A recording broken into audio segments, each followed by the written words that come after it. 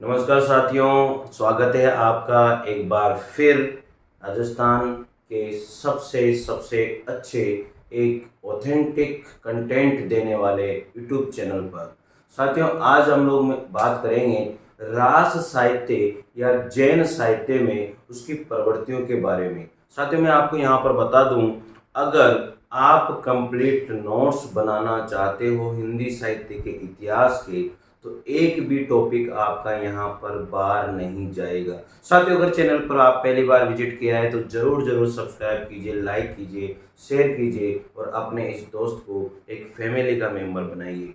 साथियों, यहाँ पर आप लोगों के लिए मैं लेकर के आता रहता हूँ एक बहुत बढ़िया कंटेंट हिंदी साहित्य से रिलेटेड। हिंदी साहित्य में आज हम लोग आगे बढ़ रहे हैं जैन साहित्य या राज साहित्य की प्रवृत्तियां या फिर उसकी विशेषताओं की बात हम लोग यहाँ पर करेंगे। जितने भी विशेषताएं यहाँ पर है, राज साहित्य या जैन साहित्य की जितने भी विशेषताएं, जितनी भी प्रवृत्तियां हैं, पूरी की पूरी प्रवृत्तियां मैंने यहाँ पर आप लोगों को लिख दी है।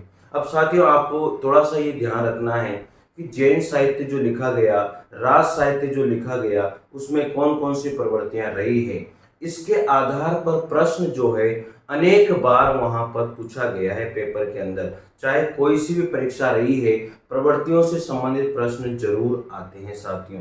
तो सबसे पहले बात करेंगे हम प्रवृत्तियों में आध्यात्मिक चिंतन की प्रधानता।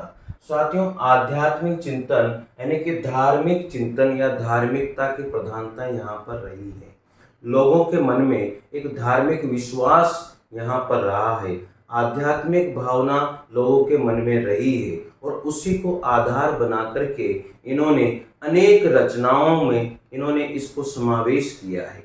साथियों, जितने भी राइटर, जितने भी लेखक रहे हैं, उन्होंने इस बात को देखा कि इस समय के लोग, जो भी राज साहित्य या जैन साहित्य के लोग हैं, उन्होंने आध्यात्मिक भावनाओं को जरूर स्वीकार किया है। आध्यात्मिक मतलब धार्मिक भावनाओं को यहाँ पर स्वीकार किया है साथियों। इसके बाद में बात करते हैं रहस्यवादी विचारधारा।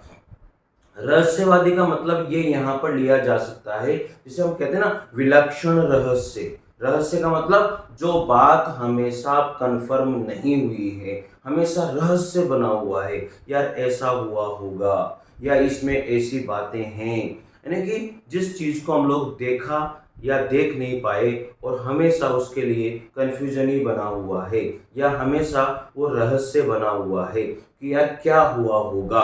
तो ये सारी बातें जो है जैन साहित्य में समावेश की गई है साथियों। अगली यहाँ पर विशेषता आती है बाह्य उपासना, पूजा पाठ, रूढ़ियों और परंपराओं का विरोध यहाँ पर किया गया है। जैन साहित्य के अंतर्गत इस बात पर बल दिया गया है, एक तो पूजा पाठ ज्यादा नहीं होनी चाहिए। पूजा पाठ इतनी हो रही है, लोग जो है आध्यात्मिकता से विमुख हो रहे हैं, तो ये पूजा पाठ वाला जो मैटर है, इसको थोड़ा सा यहाँ पर कम माना गया है, अर्थात जैन साहित्य के अंतर्गत विरोधाभास रहा है। रूढ़ियों यानी कि जो पुरानी परंपराएं रही है, उनके खिलाफ भी इन लोगों ने आवाज उठाई है या अपने साहित्य में या राज साहित्य में इसको लिखा गया है। बाह्य उपासना यानी कि बाहर बैठ कर के लोग जो है तरह तरह की उपासनाएं, तपस्याएं वगैरह जो करते हैं, इसके खिलाफ भी इनके द्वारा एक विरोधाभास रहा है या विरोध किया है। दार्शनिकता और शास्त्रीय ज्ञान की अपेक्षा शुद्ध आत्म अनुभूति पर इन्होंने जोर दिया है। दार्शनिकता और शास्त्रीय ज्ञान यानी कि ग्रंथों में भंडार पड़ा हुआ है, ग्रंथों में बहुत सारा ज्ञान पड़ा हुआ है, उसकी अपेक्षा ये कहते हैं कि अपनी शुद्ध आत्मिक अनुभूति होनी चाहिए। जो भी चीज आप सीख रहे हो, जो भी बातें आप जान रहे हो, एकदम से मन की आत्म अनुभूति के आधार पर ये होनी चाहिए। तो ये जैन साहित्य या राज साहित्य की सबसे इम्पोर्टेंट यहाँ पर विशेषता हो जाती है, ये वाली विशेषता। और एक रहस्यवादी, आध्यात्मिक, बाह्य, इन सारी विशेषताओं का समावेश किया गया है साथियों, किसके अंतर्गत? रास या जैन साहित्य के अंतर्गत। आगे बात करते हैं जैन धर्म की प्रधानता। सबसे मुख्य बात है, जो जैन धर्म को मानने वाले लोग हैं, दिगंबर और श्वेतंबर यहाँ पर रहे हैं, लेकिन यहाँ पर इस मैटर में कोई चर्चा हम लोग नहीं करेंगे साथियों। तो इसमें सबसे मुख्य बात रही कि जैन धर्म को मानने वाले लोगों की यहाँ पर अपेक्षा की गई है, उपेक्षा नहीं की गई। नारी स्वरूप का चित्रण, देखो हर जगह पर नारी स्वरूप का चित्रण तो किया ही गया है, कहीं ना कहीं नारी स्वरूप का, जैसे इसमें भी एक आया था ग्रंथ या रचना चंदन बाला रास, तो कहीं ना कहीं नारी स्वरूप का चित्रण तो वहां पर हुआ ही है। तो ये मुख्य इसकी विशेषता हो जाती है। भाव व्यंजना की अभिव्यक्ति, यानी कि लोगों ने अपने मन की जो फीलिंग है, लोगों ने अपने मन का जो भाव है, उसको कहीं ना कहीं अपनी रचनाओं में समावेश किया है साथियों। तो ये बात यहाँ पर प्रदर्शित होती है। रस का निरूपण, कोई भी रचना रही है उसे किसी न किसी रस में जरूर बांधा गया है, चाहे वो वीर रस हो, शांत रस हो या श्रृंगार रस हो, कहीं न कहीं किसी न किसी रस का निरूपण उस रचना के अंतर्गत किया गया है। मेरे हिसाब से ये पूरी की पूरी 8 जो विशेषताएं हैं ये आपको समझ में आ गई होगी। साथियों आगे बढ़ते हैं हम लोग अगली विशेषता की ओर। 9 नंबर के प्रेम के विविध रूपों का चित्रण। कितनी जबरदस्त बात यहाँ पर कही गई है। शायद आप लोगों को ये सारी चीजें याद रखनी ही पड़ेगी, ये शायद की कोई बात यहाँ पर नहीं होनी चाहिए। प्रेम के विविध रूपों का चित्रण, यहाँ पर जितने भी कवि राइटर हुए हैं, जिन्होंने भी अपने अपने ग्रंथ लिखे हैं साथियों, उसमें प्रेम रूपी निरूपण या प्रेम का वहाँ पर विलोप यहाँ पर किया गया है, अर्थात विविध रूपों का, प्रेम को अलग अलग रूपों में यहाँ पर समझाया गया है। किसके अंदर? रास साहित्य या जैन साहित्य के अंतर्गत। विरह की मार्मिक व्यंजना, देखो इससे ही जुड़ी हुई विशेषता है। जो 9 नंबर की विशेषता है वो 10 नंबर की विशेषता से जुड़ी हुई है। विरह की मार्मिक व्यंजना, मतलब जो ग्रंथ लिखा गया उसमें नायक और नायिका अगर अलग अलग हो जाते हैं, कहीं ना कहीं उनमें अलग अलग भावना उपजती है, तो वहां पर एक दूसरे के मन में विरह की भावना, प्रेम रूपी विरह की भावना उपज जाती है। तो यहाँ पर यही कहा गया है कि इसका इन रचनाओं में बहुत ही मार्मिक व्यंजन किया गया है, मार्मिक निरूपण किया गया है, बहुत ही दयनीय स्थिति को यहाँ पर समझाया गया है।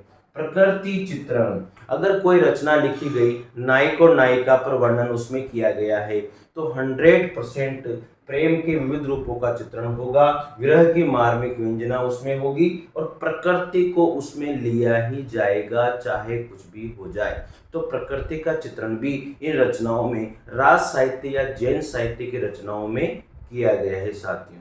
ठीक है, अब आगे देखिए संस्कृति और समाज का अंकन। देखो कोई भी रचना होती है, अब किस समाज के आधार पर लिखी गई है, तो जैन समाज के आधार पर लिखी गई है, जैन साहित्य में लिखी गई है और राज साहित्य में लिखी गई है, तो वहां पर समाज का तो वर्णन होगा ना भाई, ये तो आप समझते हो। उस संस्कृति का वर्णन भी किया जाएगा कि ये लोग किस संस्कृति के अनुसार, किस सभ्यता के अनुसार, किस कल्चर के अनुसार अपने जीवन को बिताते थे, अपने जीवन को जीते थे।